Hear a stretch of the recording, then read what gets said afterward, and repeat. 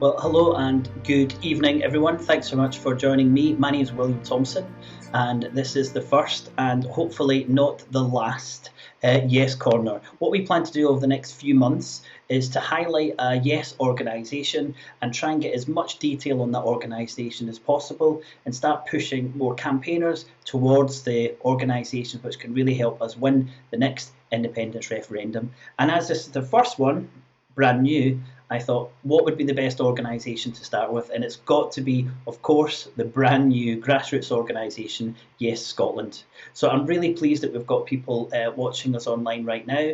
Please do fire across your questions. And the first thing I'd like to do is welcome Carol and Mairianna to the first edition of Yes Corner. Hello to you both. Hi there. Hi, Willie. Well, thanks for joining us. We're not going to spend much time on introductions or chit-chat. We're going to go straight into the questions.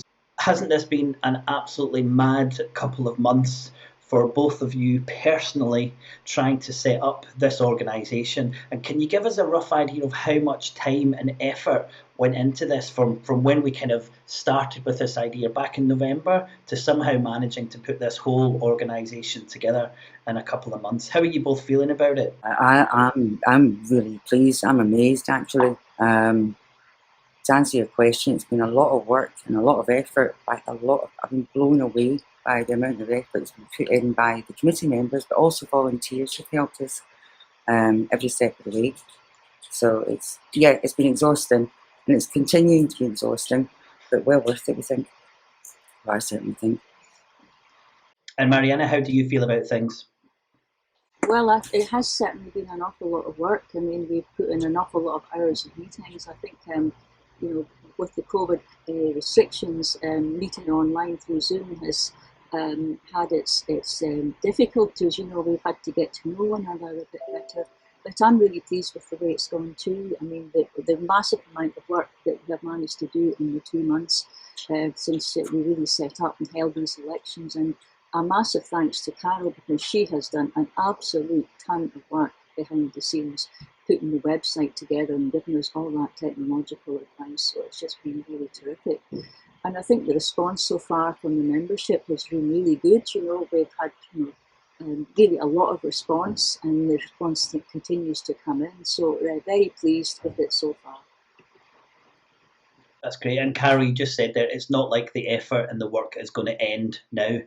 It doesn't quite work like that when you set it up. There's still a lot to do. Could you give us an idea of how you're doing in terms of membership number, and also an idea of how that matches to what maybe you expected when you were starting to think about this organisation back in November? I think we're more than over 2,000 members now. It's fantastic. And I think we're pretty much on track for what we'd anticipated. But we've now got a job to engage with the members that we have, because one of the things that this website gives us is the ability to reach out to people directly. And we've asked people to complete forms when they're signing up. And those forms included things that people will be willing to start helping with campaigning. And so we can now contact all of those people and start arranging meetings and start start asking people to volunteer and to do the things that they volunteer to do. Sorry for getting lost my words. My dog's just about to destroy the living room. Sorry. Okay, we'll take you off screen if you want to go and fix that. That's not a problem. Thank you very much. So Mairianna, thinking about the success so far, you've obviously put a lot of effort into it. It's gone down quite well within the movement, but we've also had some negative comments around the organisation. Have you had a chance to have a conversation about that, or is it something you're just putting to the side and pushing on? The main, there's a lot of expectation which on us, and there's also a lot of misrepresentation. I've read numerous things in articles in the paper claiming that we're for Plan B and that we're a policy organisation and all sorts of things which we've never said we were. We've always said that we're going to be a member-led organisation, and anything that we stand for will be what the members have decided. And since we're still organising our first assembly, we've yet to figure out what it is that the members want and what their position is. So we'll be guided by what they decide. Well, I think that's really useful feedback because there's definitely been some misunderstanding of what the organisation is supposed to do. And I think this is a perfect opportunity to start going out to campaigners and saying, we're going to have a view on something, but it'll be the view of our members. And at the moment, we're not really in a position to say that. So I'd like to know the team's views on the list votes for the Hollywood election in May. Now, if you give me your voices, they're very much individuals because, as you said, the organisation as a whole hasn't come to those kind of conclusions yet. Would that be a fair comment? Well, That's bear in definitely mind fair. that a lot of our members aren't SNP members, so this isn't a question relevant to them. Okay, fantastic. Well, hopefully we'll shy away from the kind of political aspects and we'll concentrate on the campaigning. So there's a brilliant question that's coming from Dave, and he asks, what plans do Now Scotland have to bring back the positive spirit of 2014 rather than and he's put this really nicely, negativity that's consumed the Yes movement lately. I think Now Scotland, I would like to see it placed as a kind of port in the storm, a place where we promote and keep promoting persistently the positive case for an independent Scotland, irrespective of any other current arguments or debates or anything else that's going on. We continue to focus. We need a singular focus, and the campaign needs organising. Okay. And Marianne, would you agree? It is all about positivity and moving forward as quickly as we can. Yeah, it's all about trying to gather what the views of the members are in the first place. I mean, we're about to sort of send out a newsletter to them.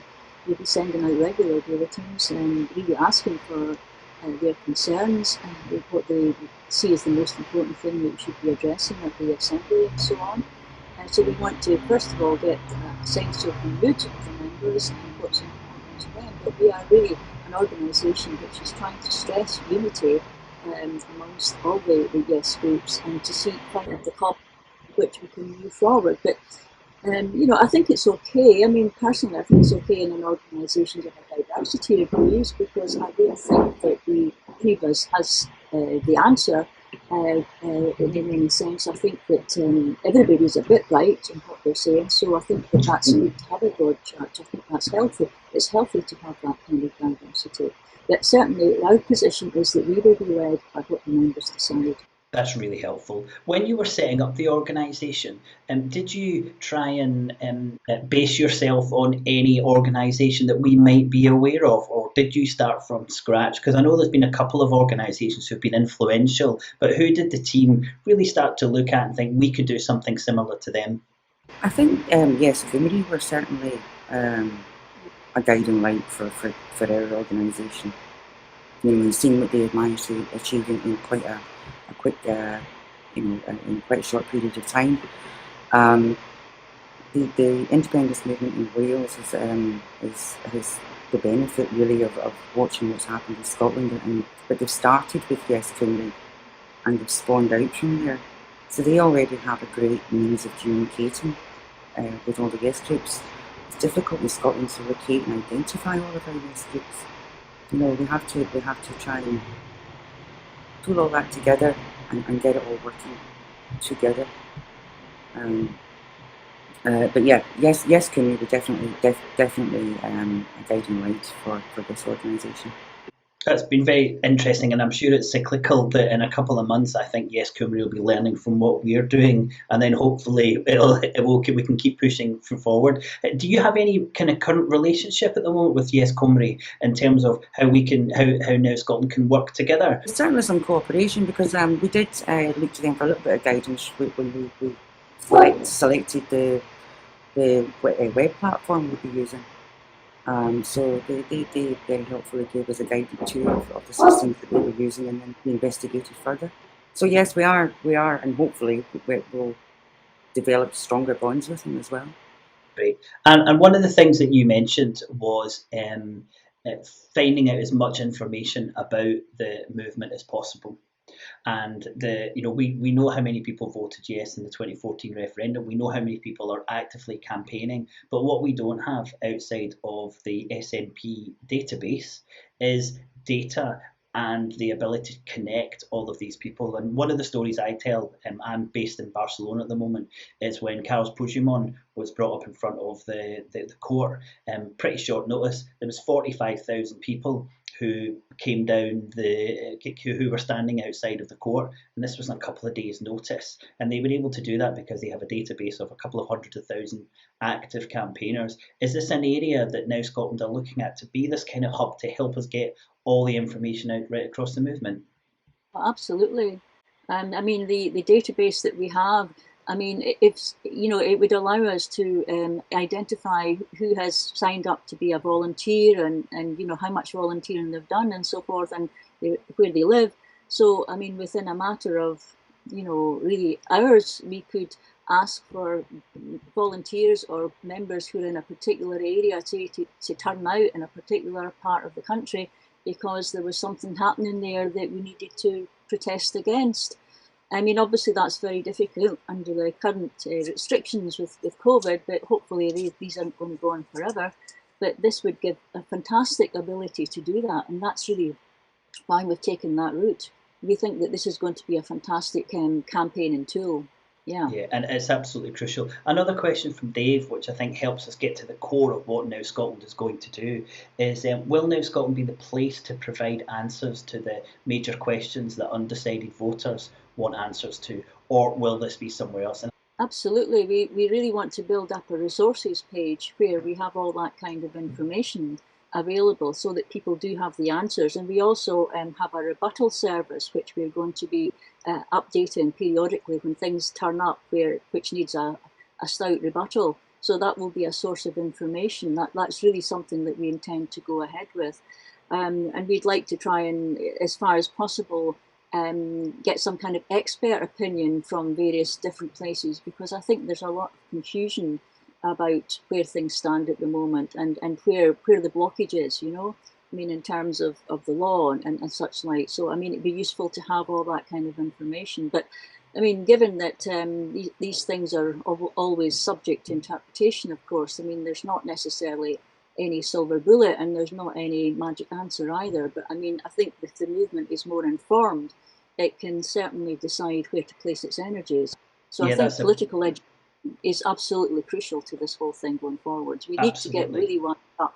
Absolutely get wised up. A couple of weeks ago, I did a little bit of an SEO, so search engine optimization search, to see when you put in things like a pension in Scotland or will there be a border in Scotland. And I put this in, I've got a little document I'm planning to release in a couple of weeks, but you will be amazed when you put in those fairly neutral sentences like will Scotland have a border. Almost 70-80% of the answers that come back are unionist answers. And this is a huge area that, as a movement, we've really got to think about. When people are searching on terms, they're landing on the information that we don't necessarily want to give them. So I think Now Scotland's got to be in a situation where you look across the whole of the movement and say, actually, should we be pushing people towards this website that's already got a big social media footprint and and is getting a lot of inbound traffic? There's a lot that I think we have to do. During our sign-up process, we asked people if they would be happy to put up a poster in the window, help on Twitter, write letters. Now we've got hundreds and hundreds of people have said they're quite happy to write letters. So it would be it's a high up on the list is to organise a meeting with these volunteers with a tailored to that volunteering, to take the message out of social media and out into mainstream newspapers and magazines. We need that. We need that to happen. One comment from Paul, which I know is something that I certainly see quite often, is a rebuttal service. And I know there's a lot of the movement kind of bang their head against the wall when we see all these false claims going out and not much coming from the SNP or the Scottish Government. And I'm sure that's something that you're thinking about. You're probably not lacking for things for the organisation to do. It's to get help from the members to focus on. Another really good question here from Simon. Given the pace of events leading up to May and then afterwards, how will Now Scotland maintain a responsive campaigning organisation? Because things move so quickly right now, don't Well, I think that we're planning to have our assemblies, and that's the first one will be in a few weeks' time. I mean, it is taking us quite a long time to organise these things, but once we get the ball rolling, we will be able to have more of them. But as I said, we are a member-led organisation. We're not trying to lead the members. I do sense, though, that I think members want to be led. They are desperate for somebody to show them the way, but I think that we have to let that response come from the members themselves, because the way ahead really isn't clear. You know, beyond building up support for yes to an overwhelming tsunami amount of pressure, you know, that's the only way that I can really see ahead, because there are a lot of obstacles in the way, and we need to really discuss that. I think the SNP has not been exactly frank about that difficulty. So I think that this is a conversation. It's a difficult conversation which the movement needs to have. And you've mentioned the assembly. Could you just tell us roughly the plans for that? I'm not sure about I think we're waiting to decide the platform. Yeah. At the minute, it's set to be the 21st of March. I think set now from 12 o'clock. It will be a members only assembly. So our website, as it's built just now, has public content and members only content. So it is currently advertised on the website, but if you'll only see it if you're a member. But that assembly, there's a letter is going out over the next couple of days with the programme and requests for input from our existing membership as well. So really everything today has just been setting up the foundation. It's all really going to kind of get ready for this kind of tsunami or explosion after the members get together on the 21st of March. That's right. Yeah. Yeah, we've very much been functioning. We've had to focus a lot of time on doing very practical things like setting up a bank account, the web site, constitution, you know, various subgroups, and yes, and it's all been at a very practical level, so that we've got a functioning organisation, because we are an inaugural interim committee, and we're due for another election in May. So we want to make sure that we've got an organisation that's fit for purpose to be handed over to the newly elected committee in May. So we've all got another election to look forward to in May, the election of the committee. So just to explain a little bit of background here, who's the committee at the moment, and then what's the plan come May? Well, there's 15 of us on the committee, and these were all people who volunteered to stand in November when the AOUB had these two, I think it was Hopin platform events, mass events, and a number of people stepped forward. I think there was something like 45 candidates came forward, and they were voted on. We all provided a little statement about ourselves, 100 words we were limited to, in a little photograph, and the committee was elected on that basis. But we always said that we were just here to set the organisation up, and whether any of us decide to stand again, we'll need to decide about. But really, we're not here forever. You can get rid of us. So, I mean, I'm completely new to this organisation. I'm a member of my local Yes group, and, you know, of my community. I'm a kind of activist here on community council and such like. But a number of other members of the committee, you know, were on AOUB, and others are just have never been part of that organisation. I would say that probably most of us weren't part of it. Maybe Cara would like to say something more about the organisation. But there's 15 of us. There's 8 women, and we weren't elected on any kind of pro-women ticket. We got in by folk just voting for us, you know. And I was very surprised to be elected, because I'm not particularly well known. So I think that I could only have been elected because people liked my statement and my picture, maybe. I don't know. That probably wouldn't do me any favours, but it must just have been my statement, which I said that really I wanted to be part of a movement for Scottish independence that was unified, and that we really had to put all these divisions behind us. So that was what secured my election. Well, there's certainly comments coming through to say thanks very much for all the work that you've done so far. And when I was involved in conversations and I helped you run the two AOB assemblies to try and move us towards this, it was clear that there were so many people who were passionate about doing something, and that's been brought through in what you've managed to do so far. A really positive process up until this stage. Have you been able to plan past the assembly? Or is it basically the assembly and then the election, and what's going to happen between then, between the election and May? Is that still something that's very much up in the air? Well, we formed a little strategy group to kind of consider these things. One of the things we want to do is to try and figure out a way in which we can campaign, during lockdown. So we're really asking our members and other yes groups, look, what are you guys doing? What are you managing to do?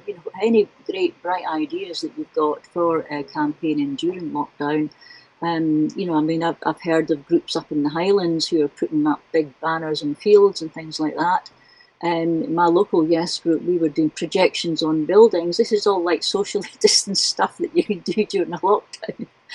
And somebody else came up with the idea of the QR codes that you stick on posters and stick them in a car, and it takes you to a wee video if you get it on your mobile phone, and it's like one of the phantom, power videos to try and get people out in their daily walks to try and think, oh, what on earth's that? I'll check that out. Oh, it's a wee video about whatever. So people are coming up with ideas like this, and we're trying to really get the mind of the organisation. There must be people out there who can think about things that we could do to campaign while we're all still locked down. Obviously, letter writing, number of things in the paper. There are a number of papers that just don't publish us at all. Definitely, there are things that we could do. But you can just see in the top hand corner there, we've got the little video that Phantom Power did for you. I'm going to finish with that if people haven't seen it. And I know Phantom Power quite well. He's done a few things to support some of the things I'm doing. But what I've really liked is that the organisation is asking for help from from campaigners and from the Yes movement, and they're not going to fancy, expensive. Because they wouldn't get anything anywhere near as good as what Phantom Power can do anyway. But it seems like a much more engaged process, rather than trying to do everything yourself, but making the most of the resources that's there. And that's something I'm so pleased to see, because I've been trying to encourage it for the years that I've been involved. There's so much fantastic knowledge, experience in the movement, and if we can actually bring that together, then we're in a wonderful situation. And that's what it looks like now Scotland is set to do. That's my summary. Before we finish, do both of you want to give everyone watching your summary of what the organisation set up to do? I'd just like to very quickly mention our events calendar on the website. So members can upload their own group's events, and you can search for events in your area. Currently, there aren't so many events, obviously due to lockdown, but there are some online events that are there. If groups upload their own events, they can use an RSVP function and keep on top of how many people want to go, and everything like that is there for them to use and not to use. That's for that. But yeah, I would like to see as a central hub of where to go for information, just to point people in a funnel and a channel to get people into yes groups, local yes groups. If they haven't set up a group, if they don't have one, help them set one up. That's how I would like to see it, as a facilitator for the yes movement. Yeah, we would like you to, if you're a member, to enter in what your vision is for Scotland. That's another campaign that we have at the moment, is to tell us what your vision for Scotland is, because that's really important that we understand each other and where we see this going forward once we do become an independent country, which I'm confident that we will do. But I really think it's going to be a long, hard slog, I'm afraid. So I think we all have to stick together. And I think that the other side, they misunderstand us. They don't understand how resilient we are. We are resilient. That's one thing that Scots do, is stoicism. So we are going to keep going on, and I hope that people will keep coming to our website, and we will be developing it and uploading it with much more content. So I think facilitating everything that's going on seems to be what's coming through from you, but being a resource that's there. And as said, what we plan to do with the Yes Corner is to highlight the resources available to the movement. So I think it's been a brilliant way to start with what will hopefully become one of our biggest and our best. And I'm just going to mention to Archie, who says, has anyone said anything about the list vote yet? And you may have joined us late, but one thing that the organisation is not doing is telling people how to vote. All the members are meeting together and then coming up with plans. At the moment, it's all been about setting up this, potentially fantastic organisation. Carol, Mairianna, thanks very much for joining us. I'm going to finish with a little video that Phantom Power did for you, and to say thanks to everyone who joined us, and please join again in a couple of weeks. But Carol and Mairianna, thanks so much, and I'll see you soon. Yeah.